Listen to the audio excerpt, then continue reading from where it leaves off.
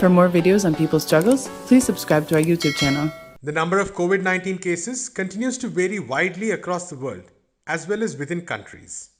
One hopeful sign is that the vaccinations which were researched and developed during the first wave of the pandemic continue to be effective now. However, this raises a number of issues, including that of vaccine inequity, as the vaccination rates in the global north are much higher than those in the global south, especially in Africa. There is also the question of the second generation of vaccines. This brings the question of the big pharma companies such as Pfizer and Moderna, whose desire for profits means that only a certain kind of vaccine will be developed.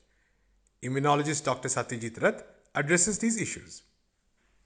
What we are seeing in the COVID-19 pandemic this week is slowly gathering evidence for the globally downward trajectory of the Omicron strain fueled explosion of outbreaks that we've seen.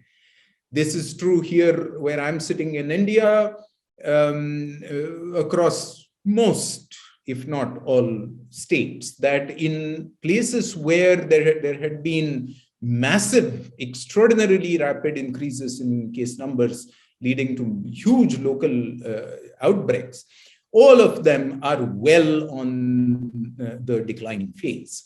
On the other hand, this is not necessarily true across the world, and that provides both a cautionary note and the sobering notion that we are not dealing with a uniform pattern of the global pandemic. The pandemic, even though it is global, still consists of local outbreaks that have their own trajectories, their own directions, that march in a sense, each to its own local drumbeat.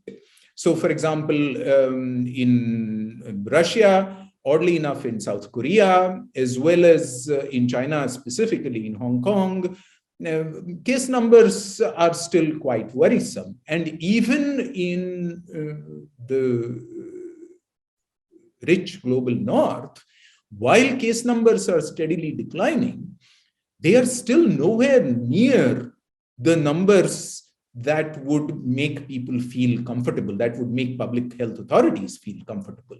So we are by no means over and past the pandemic at this stage, both because of the extreme variation globally and because even though there are declining trajectories, levels have still not come down to the point that one can, that communities and especially public health authorities can begin to ignore matters. Something interesting that comes up more and more is the clear indication that even though the vaccines that have been deployed the world over are vaccines based on the 2-year-old, on 2020 virus strains, and those vaccines clearly cannot prevent infection by the Omicron strains, they still very well prevent the occurrence of severe illness and death as a result of the Omicron strain. And this difference has become more and more apparent as these numbers have been analyzed over the past 2 months. And what that throws up into sharp relief is a number of issues to consider when thinking about COVID vaccines. Firstly, the issue that vaccine effectiveness against serious disease and death is quite stable and maybe quite long-lived. This is a good thing.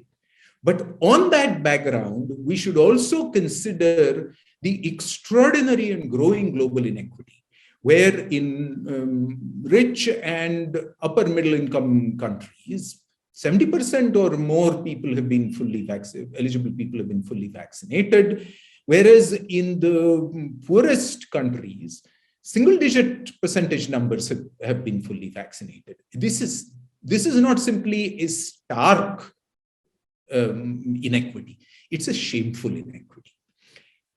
And it's an inequity that has consequences in real life, as the Omicron period has shown us, because even a vaccine designed with an old virus strain is showing good protection against severe disease and death.